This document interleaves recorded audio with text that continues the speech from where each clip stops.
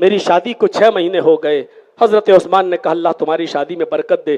کہا ارے سنیے تو آپ برکت کی بات کر رہے ہیں. کہا کیا ہوا؟ کہا کہ 6 مہینے میں کہیں بچہ پیدا ہوتا ہے. شادی کو 6 مہینے ہوئے اور میرے گھر میں بچہ پیدا ہو گیا. حضرت عثمان نے کہا اوف یہ نہیں ہونا چاہیے. موقع کی آپ سمجھ رہے ہیں پوچھنے والے کا مطلب کیا ہے؟ میری شادی کو 6 مہینے ہوئے اور 6 مہینے میں ہی میری بیوی نے بچے کی ولادت کر دی. اس بچے کو میں اپنا بچہ مانوں یا ناجائز؟ تو حضرت عثمان غنی نے کہہ دیا کہ نہیں یہ تو بچہ ناجائز ہے. دیکھیے عثمان غنی کہہ رہے ہیں یہ بچہ تو ناجائز ہے، غلط ہے. سونے پہ سہاگا. دیکھیے دوسرے دن جمعہ تھا، منبر پر کھڑے ہو کر فرمایا فلاں آدمی کی بیوی نے جو 6 مہینے میں بچہ پیدا کیا وہ زانیہ ہے، بدکار ہے، لہذا اس عورت کو سنسار کر دیا جائے گا. اگلے جمعے میں لایا جائے اور اس کو سنسار کر دیا جائے. حضرت علی رضی اللہ تعالیٰ عنہ کو جب اس بات کا پتا چلا تو وہ دوڑتے ہوئے آئے اور کہا امیر المومنین میں نے ایسا ایسا سنا ہے. کہا ہاں 6 مہینے میں بچہ پیدا ہوا جس عورت کو آپ نے اس عورت کو سنسار کرنے کا اور قتل کرنے کا، رجم کرنے کا حکم دے دیا. فرمایا ہاں. کہا یہ آپ نے کیا کیا؟ کہا ارے کیوں؟ کہا عورت 6 مہینے میں بھی بچہ پیدا کرے تو وہ بچہ جائز مانا جائے گا. حضرت عثمان کہتے واہ ایسی کوئی دلیل ہے تمہارے پاس؟ نہ آج تک قرآن میں نہ نبی کے زمانے میں کسی کے ساتھ ایسا واقعہ پیش آیا. حضرت علی نے کہا واقعہ پیش نہیں آیا یہ ایک الگ بات ہے، لیکن 6 مہینے میں اگر کوئی بچہ پیدا ہو جائے تو بچے کو ناجائز کہنا یہ الگ بات ہے، اس بچے کو جائز ہی مانا جائے گا. حضرت عثمان نے کہا دلیل؟ تو دلیل دے رہے ہیں حضرت علی رضی اللہ تعالیٰ عنہ. کیا کہہ رہے ہیں؟ آئے عثمان آئے امیر المومنین، اللہ تعالیٰ قرآن میں فرماتا ہے وَيُرْزِعْنَ أَوْلَادَهُنَّ حَوْلَيْنِ كَامِلَيْنِ، مائیں اپنے بچوں کو دودھ پلائیں مسلسل مکمل 2 سال، یعنی 2 سال تک دودھ پلا سکتی ہیں اور 2 سال سے پہلے چھڑا تو سکتی ہیں لیکن 2 سال کے بعد نہیں پلا سکتی ہے. 2 سال تک دودھ پلائیں مکمل.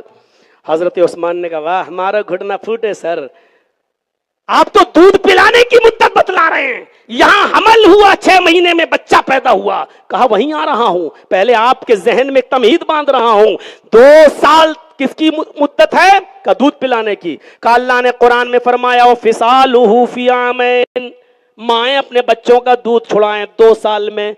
چھوڑانے کی مدت کتنی ہے؟ کہا 2 سال. حضرت عثمان نے کہا واہ ادھر سے کان پکڑو یا ادھر سے، بات تو ایک ہی ہے. ارے 2 سال تک پلائیں یا 2 سال میں چھڑائیں، بات تو وہی ہے. بس ختم ہی کر رہا ہوں میرے بھائی.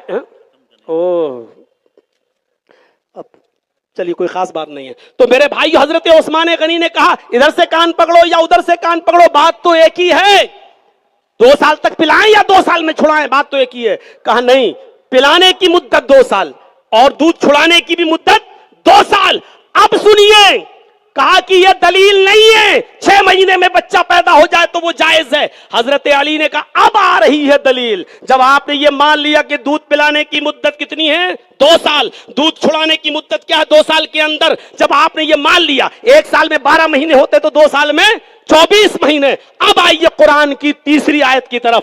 اللہ تعالیٰ فرماتا ہے وَحَمْلُهُ وَفِصَالُهُ 30 شَهْرًا، وَحَمْلُهُ عورت کے حمل کی مدت، وَفِصَالُهُ اور دودھ چھڑانے کی مدت 30 شَهْرًا 30 مہینے ہے. 30 مہینے. اب آپ کو معلوم ہو گیا حمل اور دودھ چھڑانے کی دونوں کو اجتماع کر کے جوڑ کر جمع کر کے ٹوٹل گنتی بتا دی 30 مہینے. اب 30 مہینے میں 24 مہینے، 24 مہینے تو دودھ پلانے کے ہو گئے، تو حمل کی کتنے بچے؟ وَحَمْلُهُ وَفِصَالُهُ. جب فصال کی مدت 2 سال ہے یعنی دودھ چھڑانے کی مدت 2 سال ہے تو 2 سال یعنی 24 مہینے الگ کر دیجئے 30 میں سے، تو اب کتنے بچے؟ فرمایا 6. کہا یہی حمل کی اقل مدت